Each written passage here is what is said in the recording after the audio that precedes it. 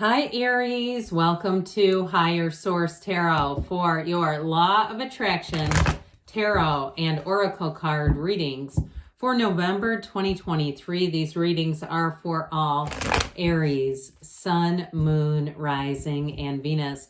We are going to have two readings here. We'll start with a money reading, then we'll do a love reading. And if you don't mind hitting the like button, I sure do appreciate it. Helps let people see the reading. And if you're new to the channel, I post new readings on Friday, then again on Monday. Fridays are always a general reading. Mondays are different every week. I also add in Wednesday readings periodically. So anyway, let us begin here. What advice do you have for Aries, Sun, Moon, Rising, and Venus to attract financial abundance and prosperity? What does Aries need to know about money, please? All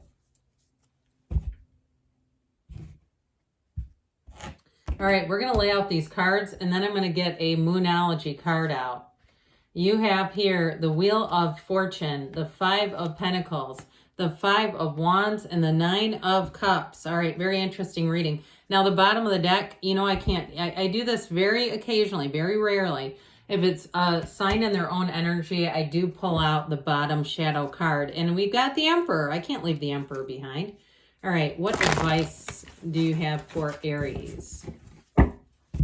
Okay, and we have, I like this one, okay? We have the new moon in Leo, shine, okay? So we'll keep this out, but this, in terms of your energy overall, I feel like they're telling you it's time to take a risk. It's time to take a chance.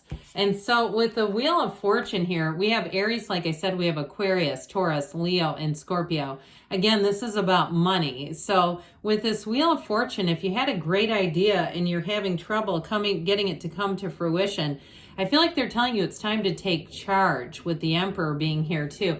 Because with the Emperor, he's got kind of a my way or the highway type of energy. So for some of you too, if you've been thinking about working for yourself, maybe running a booth somewhere, or if you do something where you could rent a space and do it on your own, you're a therapist, you're a consultant, you do freelance work, something like that. Because with the energy of the wheel, it's like knowing when to let go and when to hang on. So I do feel like you're standing at the precipice of change, but you're going to do it on your own terms. And so you may play the game for a while if you work for a company or a hospital or a school or whatever it is, where you just kind of stay the course while you're plotting your own path. Because I get somebody like having a side hustle that you just don't disclose to people, doing something on the side. Because sometimes when we start to give out too much information, it can become difficult energy. Now, if you've had a setback with money, with this Five of Cups here, it definitely shows disappointment in the present. So with this, it's about, like I always say with these three cups, are we done admiring the problem? So if you are in a situation where you say, God, I thought this was going to work out. Now it doesn't look like it is. Look, you got to keep going forward. You got to look in the other direction too. So for some people, it's not a setback as much as it's a setup for something better. So even if you interviewed for a job that you thought you were a shoo-in, you left the interview and thought, I'm getting that job, and you didn't. It's like, just shake it off, get back on the saddle, keep going forward. But I still feel like you have an energy of the Magician, kind of the keep your good ideas to yourself. So this Five of Wands does show some competition. And so again, I feel like part of this is, as much as you can be, being unconditional in the outcome, okay? So letting things go easily if it doesn't go in the direction you wanted to, so that you're not steeped in disappointment. And because with this too, the tarot's your best friend who always tells you the truth. And so they're telling you, if you don't change your energy up a little bit, you're going to find that you're going to have a bit of competition on your hands. So for some, you may say, I'm just going to meditate. I'm just going to be cool about things. I'm going to listen to spiritual podcasts. I'm going to get my energy back into alignment a little bit. And you might say, God, this was easy street. I don't know what happened. Guess what? You did. You impressed upon things, because the Emperor never loses. The Emperor is about victory, success, and order. So I also want to tell you too, if you are having a change, I feel like this came in on purpose. I mean, it always does, but it came in very intentionally to tell you it's time to get disciplined and organized, so you don't end up in Five of Wands land So with the Nine of Cups and your advice, you're going to be sitting pretty. They're trying to tell you that you're on the path to success. You're on the path to fulfillment.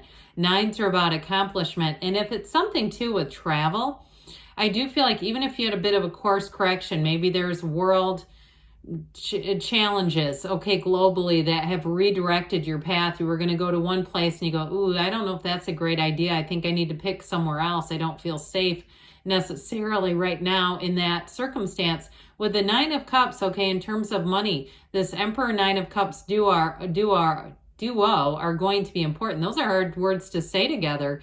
And so I do feel like they're saying with this, clear your mind, meditate, and to some extent it is about relying on logic. Like, that doesn't make sense. I'm not going to go into a situation I know is not good for me, so I'm going to do something else instead. But with the instead, it becomes a Nine of Cups kind of energy. So let's see here, Aries, what the Fortune Oracle wants to tell you about money.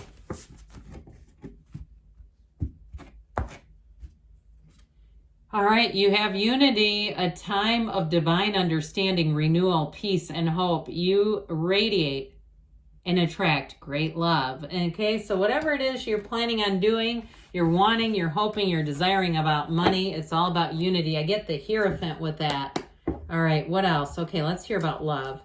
What guidance do you have for Aries? Sun, Moon, Rising, and Venus about love, please. What does Aries need to know about love? Messages for Aries and love. Same setup, 4 cards, and then we'll pull an oracle card. Don't forget about shine. This is all about attracting a match. Okay, no matter what it is that you're asking about. You have in the past the 5 of Swords. The 9 of Cups comes out. The 2 of Pentacles. The Chariot is in the advice. So you have Cancer energy here. So in the past, if you had a conflict or a falling out, this can also be a mental battle as well. Should I stay? Should I go? But I do get it more as a difficult breakup, a difficult ending, or even a period or a pattern of difficult, challenging relationships. Like you saying, why do I always pick people like this? That they don't just push your buttons, they hold that effing button down, okay? You know, where you're like, why was I with this person? They were really aggravating for me. So I feel like they're trying to say it's time to let go of that. But I'm telling you what, you got somebody good coming in. With this 9 of Cups, again, this must be an important card for you. It's wish fulfillment twice in 2 separate readings.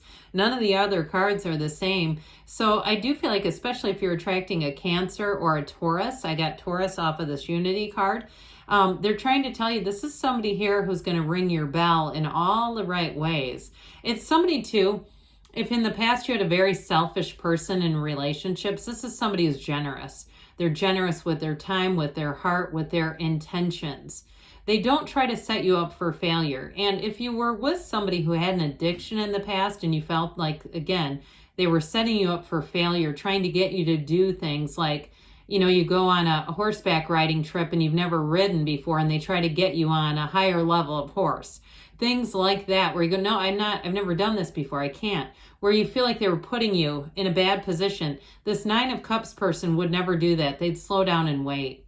They wouldn't pick you if they wanted to make you into somebody you're not. Okay. I get this sort of interesting energy off of the past, but I'm telling you what, you might have to get yourself into a place where you can accept this, because boy, is it a big change. So this 2 of Pentacles is an interesting card here because this infinity symbol is new doors opening. It's a bringing heaven to earth kind of energy.